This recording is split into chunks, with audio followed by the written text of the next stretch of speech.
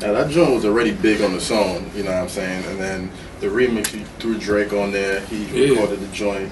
It got a little bit bigger, but he didn't, you know, he wasn't in the video. Yeah, but I salute him just for even getting on the record because it says a lot about his character for him to just get out and step it in, and just get to shed more light on the record. He shed a little more light on the record because it was a hot record, so he did take it to give his fans a chance to listen to what he had to come out, what he had to say on Tony Montana, and giving his fans a chance to hear Future for the first time. But he didn't get on the video. It wasn't like, I wasn't real mad about it, but I just felt like when I first talked to him about it, I told him, when you do this, make sure you know what you're doing. This is my baby. This is the first song that I'm doing. This is Tony Montana. This is my single. This the one that I feel like mean the most to me because this is my breakout single. Even though Racks, I did it, and it was just, that broke my career. It shed light on my career before my breakout single was Tony. So I told him, like, don't make the picture, don't mess up the picture, don't mess up rap, hip hop, because they want to see. That's what they want you to do.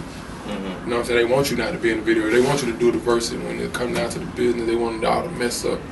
And that's what the people want to see. Give the people something that they wasn't expecting. You know what I'm saying? So he just gave them what they wanted to see, basically. So he wasn't in it, and wasn't a shocker because I told him when he did it, I knew he was gonna do it. You know what I'm saying? It's just because that's what the music industry have come to. It's like nobody ain't trying to get nobody a hand and help nobody to push them in the right direction. No more than what you're going. You know what I'm saying? Even though I'm going in the right direction, but ain't nobody trying to really just push me and say pick it back off them, which is I'm not trying to do.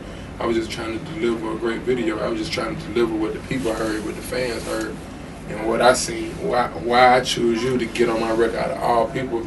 So many people from Atlanta wanted to get on this song, and it just like basically a slap in my face because they like, shit, you should have did it from somebody from Atlanta who was gonna get in the video, who wanted to be part of your video, and you go outside Atlanta and you try to get something different. I really wanted to give Atlanta something different, and when it turned out into being a slap in my face for it not to complete the whole thought.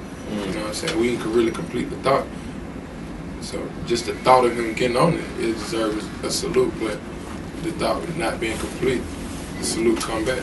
Okay. I mean, even without him on it, it's still a huge record. It's still a huge record. It's a huge record. But like I said, when you do something hip-hop, you want to complete the thought. Everything gotta have to make sense, and for that record to make sense, and him being on it and it taking off how I did it, and it being the original version, it only made sense for him to get in it. But it made more sense for us to shoot a movie to. So being that we shot the movie, it really don't even matter. Okay. All right. So the storyline wouldn't even connect with the way how we were trying to present it. So it was like a gift and a curse. It was a gift for him not to even show up because we had the chance to make it a movie, so people actually see what I was trying to come up, what I was trying to paint, the picture I was trying to paint with the video. So like, was this something where you reached out to him and before the video was even shot, you was like, yo, shoot this video, or was it like it was already time to shoot the video and he just didn't show up? Like, what happened with, like, is that how it happened? It was reaching out, people reaching out, you know what I'm saying? A lot of people reached out. Like, the label tried to do what they do for what they did, and then they was trying to get me. They was like, man, maybe you should call them. I was like, man, I don't want to get it. I don't even like to call people and ask them for nothing. I want to work hard for everything. I want to make sure it's mine. I don't want nobody to feel like they gave me anything. So it was the point where I told him, like, man, the label done pushed me to the point where they like, man, can you say something to him? So it got to the point where I would never call him. I would just let them do what they had to do, talk to him and work it out, work out the logistics for us, get him paid, what he want to get paid. We compensated for his verse. So once that got done, he got paid. When he got the money, you know what I'm saying? Then I was like, okay, that can't be stopping it because he got what he wanted for it. Like, what else is it? So, but I had meetings with people who represent him before I even signed a deal. They already told me, well, we're not gonna clear Drake verse then. Like, if you don't sign to us, we're not gonna clear his verse. They said that in my meeting. So he tried to make it seem like it was something on his album. Like, man, I'm trying to record my album. Like, I'm finished up recording my album. Like, 2 hours out your day. Like, when you're not recording your album, and we trying to fit it in your schedule, because he was coming up to New York, so he couldn't make it to Santo Domingo 1 week. Then 1 week he was saying, I want to do it in Toronto. So we was like, okay, we'll come to Toronto. Then he was like, well, you come to Toronto, I'm gonna be in the studio. So we like, okay, we'll come to New York. He was like, I'm coming. He had Jimmy Fallon, a late night show he had to do. So he's like, okay, since you're gonna be in New York, like 3 weeks went by, you're gonna be in New York.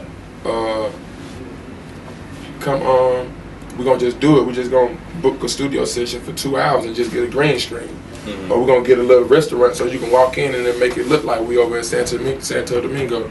He's like, man, I'm working on my album. I'm like, your album ain't got nothing to do with in the morning when you wake up early in the morning. Shit, 2 hours out your day, then we done paid you $100,000, whatever you want. If it's about the money, I give you the money.